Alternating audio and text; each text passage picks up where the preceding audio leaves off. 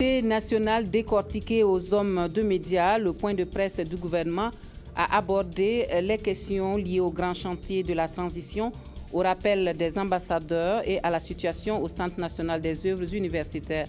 Le point des échanges dans ce journal. Demain s'ouvrent à Ouagadougou les états généraux de la justice. Le moins que l'on puisse dire, c'est que les attentes des Burkinabés pour une justice équitable et accessible à tous sont grandes. Un aperçu depuis Bobo Dioulasso et puis en Tunisie, 6 hauts gradés de la police licenciés. Le Premier ministre fait le ménage dans la police après l'attentat la semaine dernière qui a fait une vingtaine de morts parmi les touristes. Ce sont les titres qui seront développés pour vous dans cette édition de l'actualité. Bienvenue à tous et merci à vous de suivre le 20h de la télévision de Burkina. Le gouvernement face à la presse. Ce matin, les ministres en charge de la communication, des enseignements secondaires et supérieurs et de l'éducation nationale ont abordé des questions liées essentiellement au grand chantier de la transition, au rappel des ambassadeurs et à la situation au Centre national des œuvres universitaires, le système LMD, les réformes dans l'enseignement de base, mais aussi la vie des médias ont été évoqués. Le point des échanges avec Adama Koulibaly. C'est le ministre en charge de la communication qui a introduit les échanges avec les journalistes.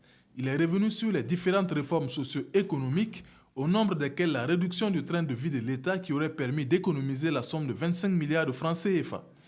La lutte contre la corruption avec le vote d'une loi, la relecture du code minier et le nouveau code électoral, l'aéroport de Donsin et le barrage de Samandeni avec des revenus annuels à terme de 30 milliards de francs CFA ont aussi été évoqués. Mais le point marquant est surtout la prise d'un décret par le président du Faso pour le rappel de 10 ambassadeurs. Dans la liste, il y a un certain nombre d'ambassadeurs qui étaient censés aller à la retraite et qui exerçaient toujours, voilà, depuis donc un certain temps. Donc il faut donc arriver à s'assurer donc que désormais ces dispositions soient respectées, de telle sorte qu'évidemment quand on est à la retraite, on puisse faire valoir ses droits à la retraite et qu'on puisse procéder à la nomination d'autres ambassadeurs. La deuxième raison qui a été invoquée aussi pour justifier cela, c'est la durée du mandat des ambassadeurs. Vous savez donc que généralement, si je ne me trompe pas, ils sont là pour une période de 5 ans. Et par le passé, il y en a qui sont restés très longtemps à leur poste d'ambassadeur, et ce qui n'était pas conforme évidemment aux dispositions qui réglementaient donc l'organisation de ce corps. La troisième raison que je peux invoquer, c'est la question aussi de l'activisme politique débordant de certains ambassadeurs qui, j'allais dire, faisaient ouvertement de la politique, ce qui n'est pas leur rôle. Ils ont un rôle totalement partisan, avec des accointances politiques, et cela évidemment pose un problème du point de vue donc, de la fonction qu'ils sont censés exercer. Dans le même ordre d'idée, le statut de l'ancien président de Blaise Compaoré a fait partie des préoccupations des journalistes. Il y a un certain nombre d'implications politiques d'un certain nombre d'acteurs, pas seulement le président Blaise Compaoré, mais d'autres de ses partisans qui peuvent remettre en cause évidemment la transition. Il va de soi qu'il faudrait qu'on regarde un peu plus près et voir ce qu'il y a lieu de faire. Mais je reste persuadé aussi qu'avec les réflexions qui sont en cours actuellement, avec la commission de réconciliation qui a commencé à travailler, et il y a tout un ensemble donc, de débats sur ces questions-là qui vont être évidemment discutées. Les journalistes n'ont pas aussi été en reste avec de nouvelles réformes visant la suppression de peines privatives de liberté au profit d'amendes en cas de délit. À la suite des canettes périmées du groupe Obouf, c'est la qualité supposée douteuse des denrées des restaurants universitaires qui retient l'attention en ce moment. Une situation qui a occasionné la fermeture des 10 restaurants et l'ouverture d'une enquête. Le système LMD, licence, master, doctorat, qui est une source de tension actuellement dans les universités de Ouagadougou, a fait l'objet d'une communication du ministre en charge de l'enseignement supérieur. Il a par la même occasion précisé la prise en compte du LMD dans les concours de la fonction publique. Le diplôme central pour les cadres supérieurs, c'est la maîtrise en 4 ans. Or, on se trouve avec la licence où tout le monde peut aller, mais le master 1 et 2, c'est sélectif, ce n'est pas tout le monde qui va dans ces concours-là. Donc ça veut dire qu'il y a beaucoup de gens qui ne peuvent pas postuler aux emplois de cadre supérieur. Et nous avons posé le problème et nous allons le soumettre au Conseil des ministres. Il s'agit d'opter, soit de centrer les choses sur le LMD et donc de ramener les concours de la maîtrise là au niveau licence, ce qui obligerait la fonction publique à relever sa formation. Les formations qui étaient en 2 ans, il faudrait maintenant que ce soit en 3 ans pour pouvoir donner le niveau que les gens n'ont pas parce qu'ils n'ont pas fait les 4 années d'études. Évidemment, la fonction publique préférait que ça ne soit pas cette solution qui dérange leur système d'école de formation, ENAM et autres. L'autre solution, c'est une solution d'ailleurs qui est appliquée en France, c'est de permettre que tous les étudiants puissent faire le Master 1, ce qui est l'équivalent de la maîtrise classique, mais que pour le Master 2, il y ait la sélection, comme ça se passait classiquement. Les examens du CAP, BEPC et du baccalauréat cette année vont concerner près de 300 000 candidats et des moyens devraient être mobilisés pour cela. Des denrées périmées, il en a été aussi question au niveau des cantines scolaires, notamment à Koudougou. Mais les choses, semble-t-il, seraient en train de rentrer dans l'ordre, d'où la réouverture de ces cantines. Au ministère en charge de l'éducation, c'est la réforme des curricula de l'enseignement de base qui est à l'ordre du jour. Les contenus des nouveaux curricula, si vous voulez, programmes d'études, prennent en compte les problématiques actuelles que sont les langues nationales, l'éducation inclusive, l'éthique, l'art et la culture, les thèmes émergents, les violences intra- et extrascolaires, la montée de l'incivisme, la mauvaise gestion des ressources humaines et matérielles dans l'éducation et l'échec scolaire, les savoirs locaux et les apprentissages. L'ensemble de projets et réformes mises en œuvre ou en voie de l'être devraient permettre, selon les membres du gouvernement, d'améliorer les conditions de vie des populations tout en favorisant le développement. Installée le 13 mars dernier, la Commission de réconciliation nationale et des réformes est à pied d'œuvre pour la réussite des missions qui lui sont confiées. Elle appelle pour ce faire l'ensemble des acteurs à la retenue et au respect du sacrifice des martyrs de l'insurrection populaire. L'invite du président de la Commission est à l'apaisement des cœurs pour une véritable réconciliation. Moumouni Soubega. La Commission de réconciliation nationale et des réformes donne de la voix. Elle dit compter sur tout le peuple burkinabé pour réussir sa mission, celle d'établir les fondements d'une société démocratique juste, libre et inclusive au Burkina Faso. Nous en appelons à tous pour qu'il y ait de la retenue et aussi un respect du sacrifice des martyrs de l'insurrection populaire. Les débordements, les propos négationnistes et les postures arrogantes doivent vraiment céder la place à l'apaisement des cœurs, à l'exercice de la vérité et de la justice pour la réconciliation nationale. Nous en appelons particulièrement aux acteurs politiques, aux partis politiques qui doivent exercer une certaine police en leur sein, parce que l'arrogance n'est plus de mise aujourd'hui. Il s'agit de savoir que la refondation d'un Burkina Faso réconcilié passera certainement par un effort de la part de chacun pour respecter ce que nous avons vécu et surtout pour viser à réaliser les aspirations du peuple burkinabé. La vérité, justice et réconciliation, des réformes constitutionnelles, politiques et institutionnelles, la réforme électorale, les finances publiques et la gestion des médias et de l'information sont les 5 axes à passer à la loupe par la Commission.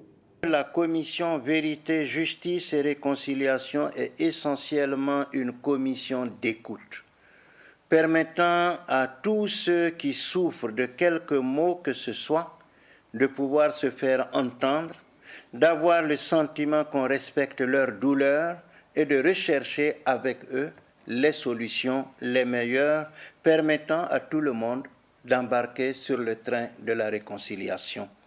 La Commission entend ainsi proposer à l'État et aux acteurs de la société des amendements à la loi, des projets de textes de loi, des mesures de réforme, des recommandations et des actions stratégiques pour une renaissance nationale. Installée le 13 mars dernier, cette commission dispose de 5 mois pour rendre son rapport final au chef du gouvernement.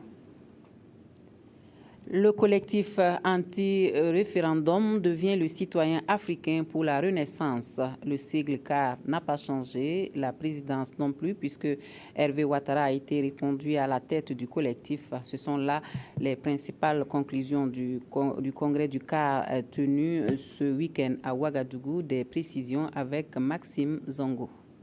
Très actif tout au long du processus qui a conduit à la chute du régime de Blaise Compaoré, le collectif anti-référendum CAR estime avoir bien rempli sa mission. Maintenant que la page est tournée, il fallait se réorganiser afin de faire face aux nouveaux défis. Depuis le CAR a été créé dans sa première dénomination, collectif anti-référendum, c'était pour répondre à un objectif précis. Faire partie Blaise Compaoré, lutter contre le référendum. Blaise Compaoré est parti, je crois qu'il y a d'autres qui se présentent à nous et il était question maintenant d'aller en adéquation avec les aspirations du peuple burkinabé et avec les réalités du moment. À l'issue d'un congrès tenu les 21 et 22 mars à Ouagadougou, la principale décision est la création d'une nouvelle structure dénommée Citoyens africains pour la Renaissance, dont Hervé Ouattara est le premier responsable. Le nouveau combat, c'est d'abord à participer comme on peut à ce que la justice soit rendue aux martyrs des 30-31. Ça, c'est un. Deuxièmement, travailler également à ce que la question Norbert Zongo et Thomas Sankara soit élucidée. Et l'autre volet, travailler à ce qu'il y ait une stabilité dans notre pays, afin que la transition se passe bien et qu'il y ait des élections transparentes, libres aussi. Et également, travailler énormément à ce qu'il y ait de nouveaux citoyens. Au terme de ce congrès, les participants, à travers résolutions et recommandations, réclament le retour des anciens dignitaires, exigent que les militaires se mettent en retrait pendant 2 ans au moins avant de faire de la politique, insistent sur la dépolitisation de l'administration.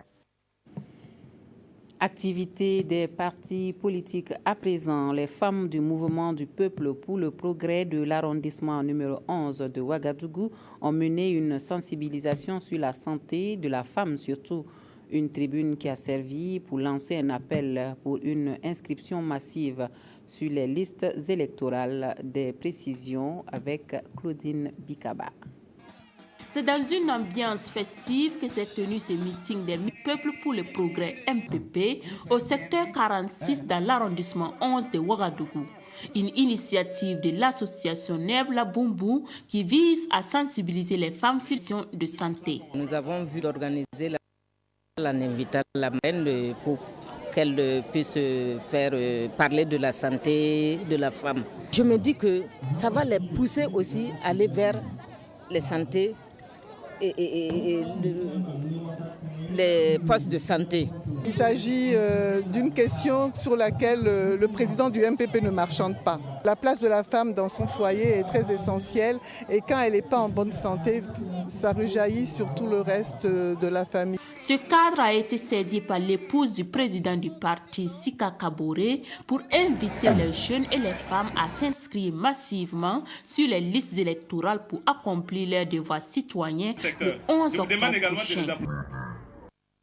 L'Alliance pour la Renaissance, la démocratie et l'intégration mobilise les électeurs dans les cascades pour les prochains défis électoraux. À Bamfora, les responsables de l'ARDI ont partagé la vision du parti avec les militants de base. Draman Kabouré pour les précisions. Le président national de l'Alliance pour la Renaissance, la démocratie et l'intégration, avant d'ouvrir la page des échanges, a pris le soin d'égrener le chapelet de son programme politique aux militants et sympathisants de la Comoé. Un programme politique qui prend en compte les principales préoccupations des populations, telles l'accès à l'eau potable, à la question de l'éducation pour tous. Nous nous sommes rendus compte après analyse que le développement du Burkina Faso passe nécessairement par la maîtrise de l'eau. Et mieux, pour que la santé des populations soit préservée, il faut absolument l'approvisionnement en eau potable dans toutes nos villes et dans toutes nos communes. L'ARDI, l'Alliance pour la Renaissance, la démocratie et l'intégration, nourrit également de grandes ambitions pour les populations. Il s'agit entre autres de l'employabilité des jeunes, de l'autonomisation des femmes. Mais pour y parvenir, il faut une éducation saine et une formation de qualité. Nos ambitions sont multiples. La première ambition est d'ordre formatrice, c'est-à-dire que nous voulons former les citoyens de sorte qu'ils puissent, n'est-ce pas, se prendre en charge. Ensuite, la seconde est d'ordre électoral. Et nous visons les élections législatives du 11 octobre et les élections municipales de janvier 2016. Ousmane Danfodio Diallo a invité les militants et sympathisants de son parti à non seulement se faire enrôler, mais aussi sensibiliser leur entourage à en faire autant. Convaincus des idéaux de leur parti, les jeunes et les femmes ont tous manifesté leur détermination à porter haut le flambeau de l'ARDI lors des élections présidentielles et législatives d'octobre prochain. L'Union pour la Renaissance démocratique, mouvement sankariste, appelle à l'union de tous les partis sankaristes autour d'un candidat unique pour la présidentielle de 2015. Le président de l'URD-MS a livré son message aux militants de SIA. C'est avec Karim Sissi. Le président de l'Union pour la Renaissance démocratique, mouvement sankariste, URD-MS, face aux militants de son parti de la province du Houé. Alphonse-Marie Ouedraogo est venu partager avec eux la vision de son parti pour l'élection présidentielle d'octobre 2015. Une vision basée sur l'union de tous les partis sankaristes. Nous avons choisi d'y aller en union, ce qui fait que ça nous donne l'obligation de présenter cette union aux militants pour qu'ils comprennent et bien sûr qu'ils adhèrent au message que nous allons développer dans les jours à venir à ce sujet. Pour l'heure, l'URD-MS a fédéré avec l'Alliance des démocrates révolutionnaires et la Convergence de l'espoir pour créer l'Union des révolutionnaires pour le Faso UREFA. Et selon Alphonse-Marie Ouedraogo, tous les partis sankaristes seront rassemblés d'ici aux élections prochaines. Notre union aura son candidat, ne vous inquiétez pas là-dessus. On n'a pas fait l'union pour ne pas aller aux élections présidentielles. Mais ce que nous recherchons, c'est une union plus large. Ce qui fait qu'aujourd'hui, vous n'aurez pas le nom du candidat de notre union parce que nous voulons, pour cette fois-ci, que tous les sankaristes se mettent ensemble. Ce n'est pas un vœu pieux. Nous voulons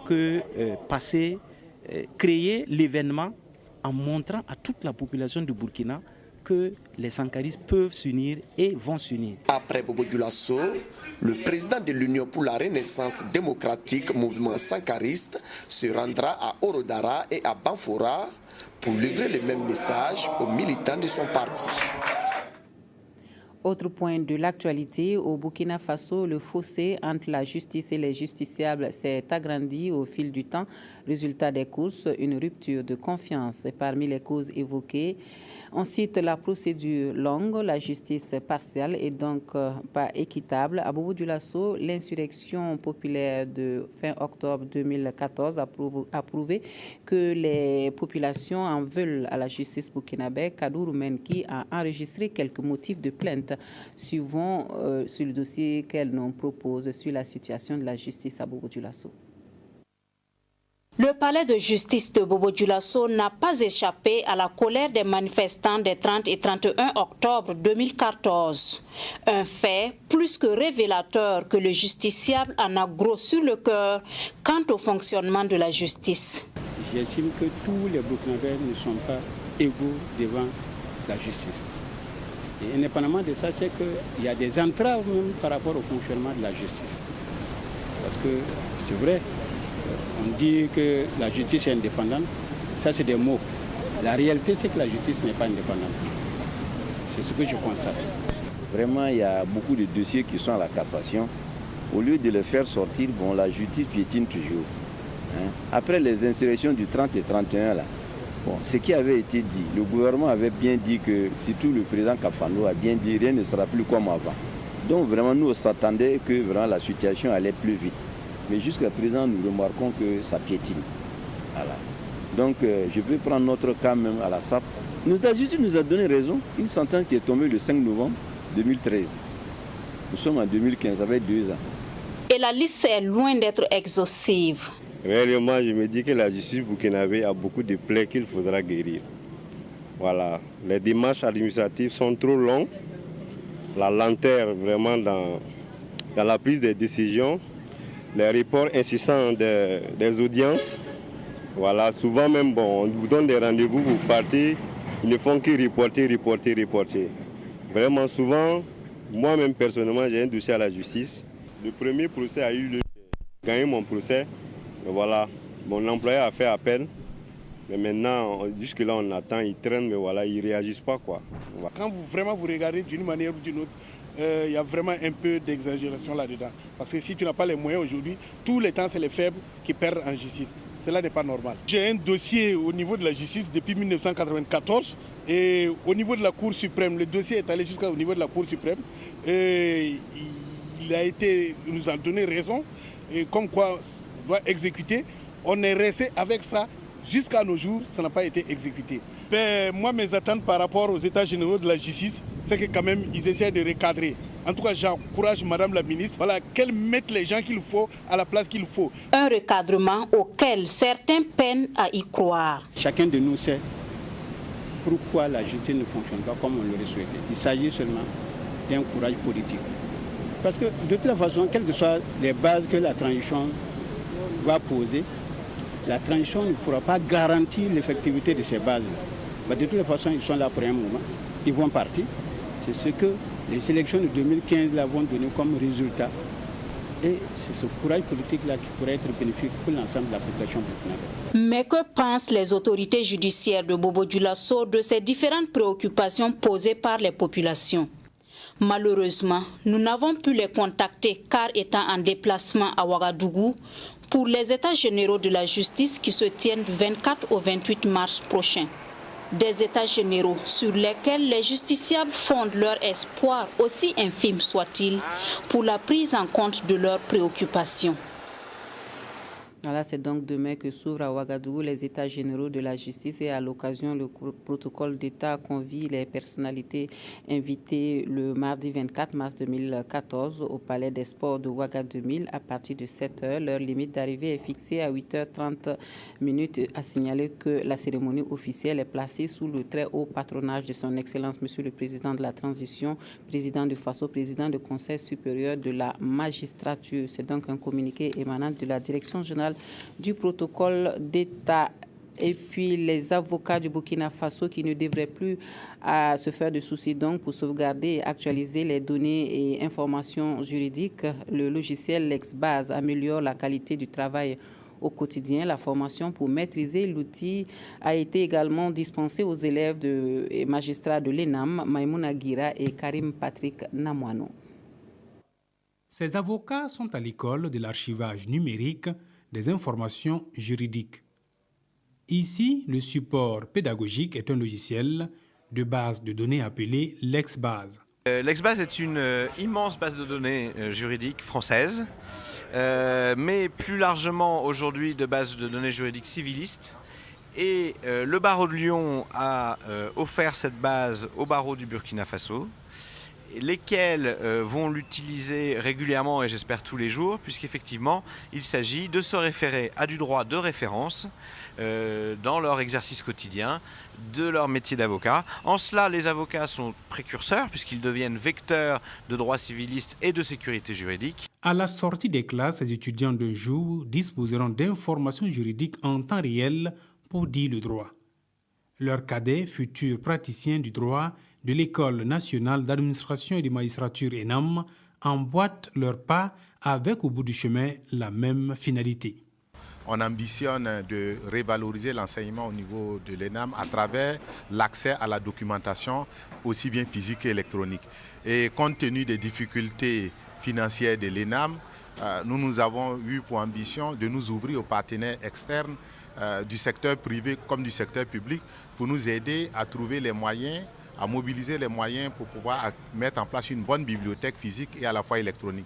La bibliothèque électronique étant aujourd'hui un passage obligé pour l'accès à la documentation. Une nouvelle bibliothèque numérique sera créée à la fin des formations. Elle sera la vitrine des données juridiques actualisées pour mieux répondre aux besoins des juristes burkinabés. L'Alliance des fournisseurs burkinabés des biens et services miniers entend pour les 3 ans à venir accroître la fourniture et les achats dans la consommation des biens et services de l'industrie minière. La BSM veut également travailler à mériter la confiance de ses partenaires. Elle en a pris l'engagement lors du lancement officiel de ses activités. C'était en présence de Sié Sylvestre, son reportage avec la voix de Zalissa Sanfo.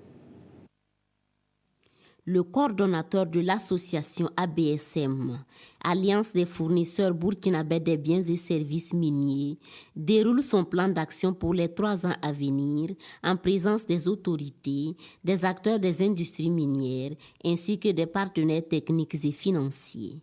La vision de l'association, ses missions, ses objectifs et ses axes prioritaires sont élaborés de sorte à accroître les fournitures et les achats locaux dans la consommation des biens et services de l'industrie minière.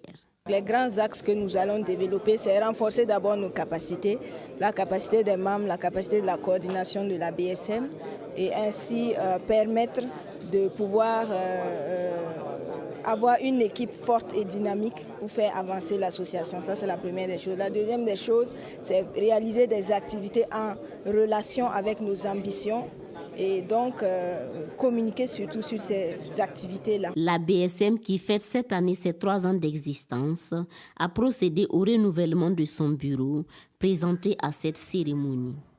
La nouvelle équipe, présidée par Saïdou Ouedraogo pour un mandat de 3 ans, entend travailler à mériter la confiance des acteurs du domaine des mines.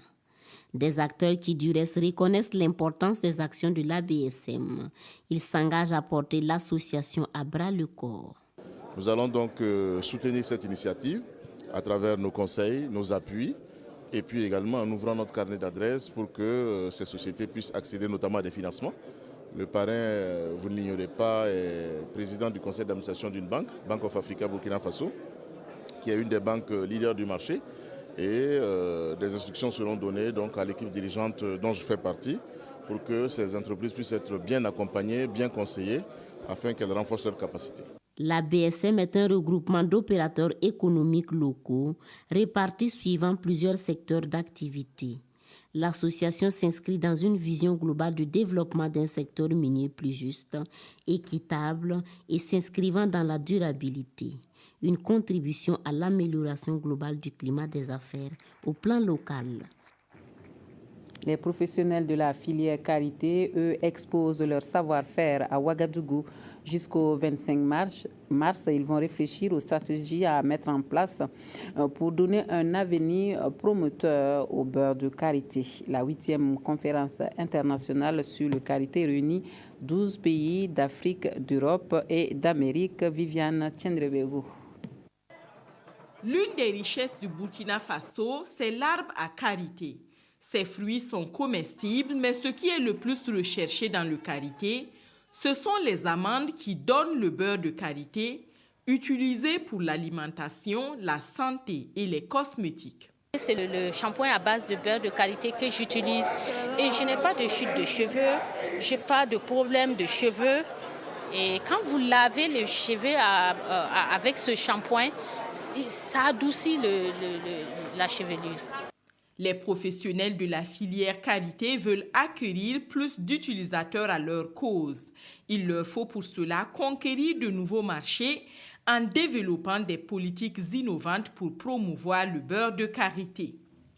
Il s'agit, entre autres, du renforcement des liens entre la recherche et le développement et l'extension des parcs à karité, la protection de la ressource à travers la préservation et la gestion des peuplements de l'arbre à karité, l'allègement de la disponibilité et la charge de travail des femmes qui limitent l'augmentation quantitative et qualitative de la production. Il en est ainsi de la maîtrise des normes de qualité des produits qui doivent garantir une sécurité suffisante pour le consommateur, l'accès au marché, l'accès à la technologie et aux moyens de production, l'accès au crédit pour financer les investissements et le fonds de roulement des achats auprès des membres, le renforcement des capacités techniques et professionnelles. La table filière karité du Burkina travaille à assurer la qualité du beurre produit au Faso.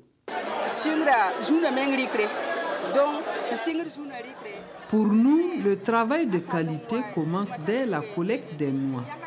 Nous avons sensibilisé les femmes pour que le travail se fasse proprement, pour qu'elles abandonnent le fumage des noix de karité. Une fois que les noix sont récoltées, lavées, bouillies et séchées, elles donnent du beurre de meilleure qualité sans acidité. L'Alliance globale du karité et ses partenaires du Burkina attendent un coup de pouce des pouvoirs publics. Nous attendons du gouvernement qu'il nous appuie dans la création de comptoirs d'achat à Ouagadougou et à Bobo avec de grands entrepôts.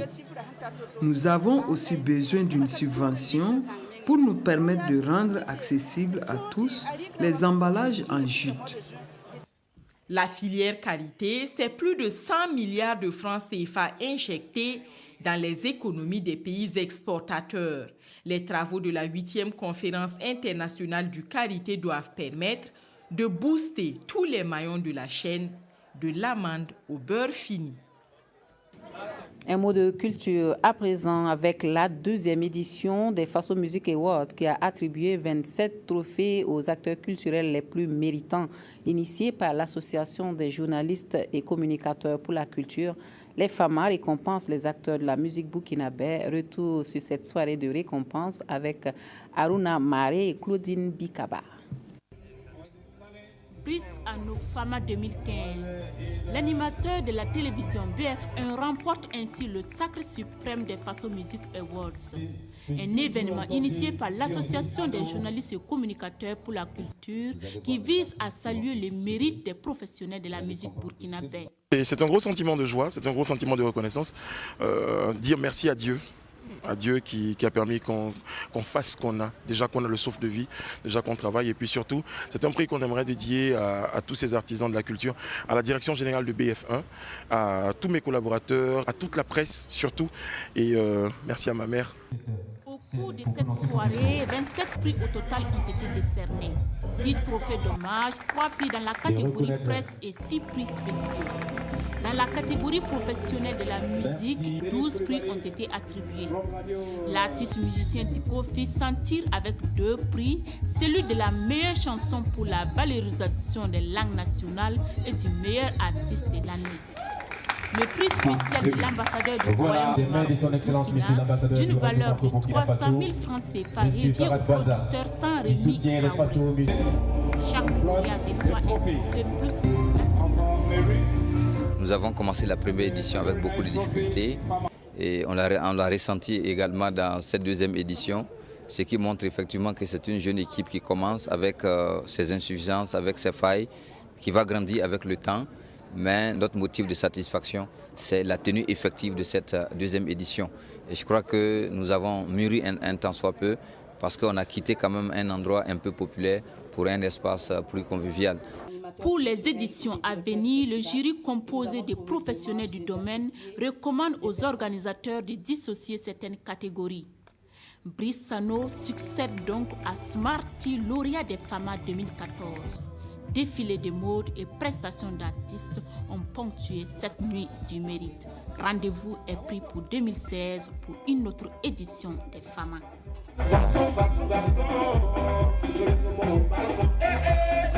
Et pour refermer ce journal, nous parcourons les quotidiens de la place. Les journaux relaient le point de presse de la Commission de réconciliation nationale et des réformes. Autre point qui semble faire l'unanimité dans la presse écrite, la fraude alimentaire qui gagne du terrain au Faso. La dernière saisine de l'huile frelatée fait les choux gras des quotidiens nationaux. La revue de presse, c'est avec Touboum Evelyne Dabiri. Les journaux de ce lundi 23 mars dénoncent en chœur la fraude alimentaire qui continue de plus belle au Burkina. Encore de l'huile frelatée dans nos plats, constate notre temps.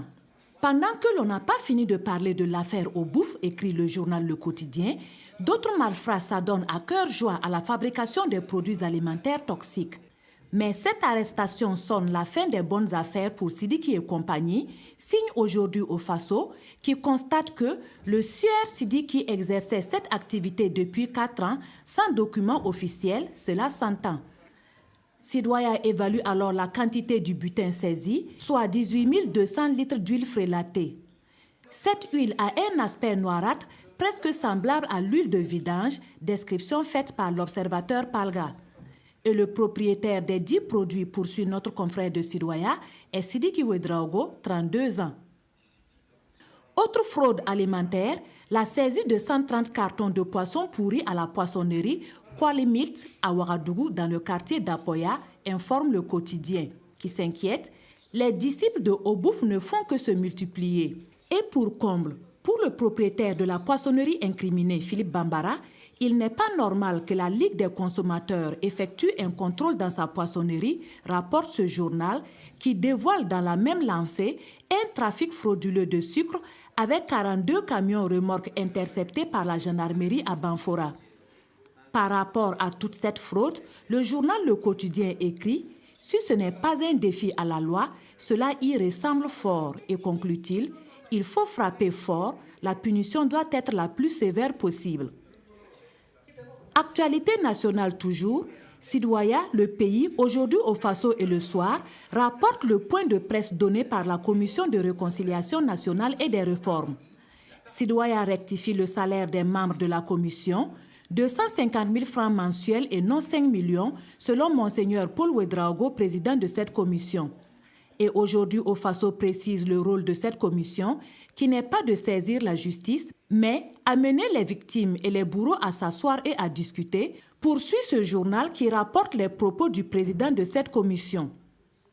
Hors de nos frontières, le pays remarque que la maladie à virus Ebola refait surface au Libéria, alors que cliniquement, elle était déclarée morte par les autorités. Et ce journal précise, on a crié victoire avant la fin du match. À ce propos, l'observateur Palga estime qu'il faut surtout ne pas baisser la garde et il conseille vigilance donc face à ce fléau. Voilà, on s'arrête là pour cette édition. Merci à vous de nous avoir suivis. Excellente soirée à tous et à toutes. À demain.